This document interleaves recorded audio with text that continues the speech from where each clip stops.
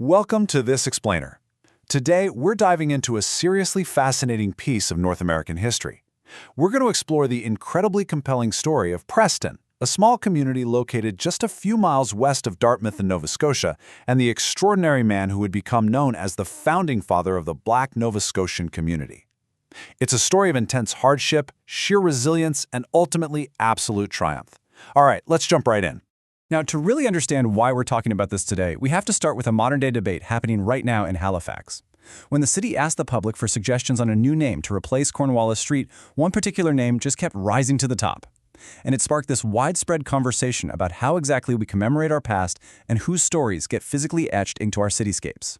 And the answer to that question, the man put forward by so many members of the public, is Richard Preston. Dr. Isaac Sawney, a professor of African Nova Scotian history, actually teaches his students that Preston is, quite literally, the founder of the Black Nova Scotian community. You see, he wasn't just a figurehead. He was a man who forged vital connections across fractured, isolated groups to build something that would last. So here's our roadmap for the explainer today. 1. The battle for commemoration. 2. Preston, a settlement fails. 3. Three waves of migration. 4. Enter Richard Preston. 5. Building Black institutions. And finally, 6. A legacy set in stone. Okay, let's start with Section 1, the battle for commemoration. On one side of this debate, you have the street's historical namesake, Edward Cornwallis. He was the governor of Nova Scotia from 1749 to 1752, and the historical record shows that during his tenure, he issued a bounty on Mi'kmaq scalps. Now, on the other side of the renaming initiative, you have Richard Preston, a man whose entire legacy is defined by building up the community. As the public pointed out, Preston founded the African Chapel, the African United Baptist Association, and the African Abolition Society. So, as the city sought to distance itself from Cornwallis's legacy, Preston really emerged as a prominent community-building alternative. Which brings us to Section 2. Preston, a settlement fails. You know, before Richard Preston the man arrived, there was Preston the place, and there was a very stark geographic and systemic divide there. Preston was initially settled by about 150 Black Loyalist families who had been promised freedom and land. But there was a deliberate policy in place to give Black settlers less than white settlers. While white settlers were granted ample land and integration, only about half of the Black families were granted land at all. And the land they did get, it was on rocky, acidic soil, where they tried their best to farm potatoes and veggies to sell in Halifax. The rest were forced into extreme poverty as tenant farmers or sharecroppers. The whole geographic strategy was intentional. Keep the Black population segregated a few miles out of the main towns, close enough to be used as a pool of cheap labor, but safely out of sight. Moving right along to Section 3, three waves of migration. Because those conditions were just so harsh, the community didn't just grow steadily. It was actually repeatedly populated, deserted, and then resettled. First, in the 1780s, the Black Loyalists arrived. But conditions were so terrible that a massive chunk of them emigrated to Sierra Leone, leaving Preston essentially depopulated. Then, in 1796, a second wave arrived, the Jamaican Maroons. These were fiercely independent societies of escaped slaves deported by the British. They were settled in Preston, met the exact same poor treatment, became rebellious, and by 1805, they too were deported to Sierra Leone. Finally, during the War of 1812, thousands of enslaved people fled to Canada for freedom. Many were settled in Preston, making up the third wave. And it's actually their descendants who mostly make up that permanent community today. Now we get to the catalyst of our story. Section 4. Enter Richard Preston. Richard Preston's biographical journey is honestly absolutely staggering. He was born into slavery in Virginia, the son of a plantation owner and an enslaved woman of African descent. Against immense odds, he somehow bought his own freedom, educated himself, and began preaching. But here is the truly emotional core of his story. His mother had been separated from him, likely sold, and she ended up in Nova Scotia during that third wave of migration we just talked about. Preston traveled all the way to Nova Scotia searching for her. According to oral history, he was looking for lodging in the settlement of Preston one night, knocked on a door, and no way, it was his mother. She recognized him instantly by a scar on his face. He took the last name Preston right then and there to honor the place where he found her.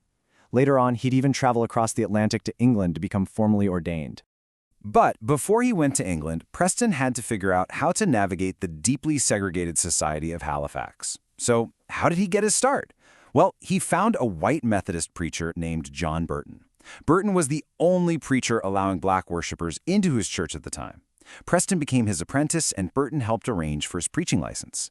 But Preston was just so charismatic, so articulate and hardworking that he actually ended up completely eclipsing Burton's influence in the community. Preston realized that to survive in a society that was so actively rejecting blackness, the black community really needed its own leadership. And that perfectly sets up Section 5, Building Black Institutions. Think about the infrastructure back then. It was virtually non-existent. Yet Preston traveled all across the province, connecting these disparate, isolated black communities. He founded the African Chapel in 1832, which is the very church that sits on Cornwallis Street. He formed the African Abolition Society to pressure for the release of American slaves and to improve local race relations. And he didn't stop at just one church. He founded nearly a dozen of them. Then he linked them all together by creating the African United Baptist Association, or AUBA, which is literally the longest-running black political organization in the Maritimes today. Dr. Isaac Sanier provides some really crucial context for this era. He says, it's important to understand that for the black community, the only institutional material available was the church itself. We usually think of churches purely as places of worship, right? But for Richard Preston and his followers, these churches were the literal glue holding their whole society together. Because the church was the only institution they had, it really had to serve multiple roles. It wasn't just for Sunday service. It became the primary advocate for acquiring land for a people who had been deliberately given less. It functioned as a segregated schoolhouse. And, long after Preston's time, this very institutional framework that he built was exactly what the community used to successfully challenge and dismantle segregated education in Nova Scotia. Let's move to our final part, Section 6, a legacy set in stone.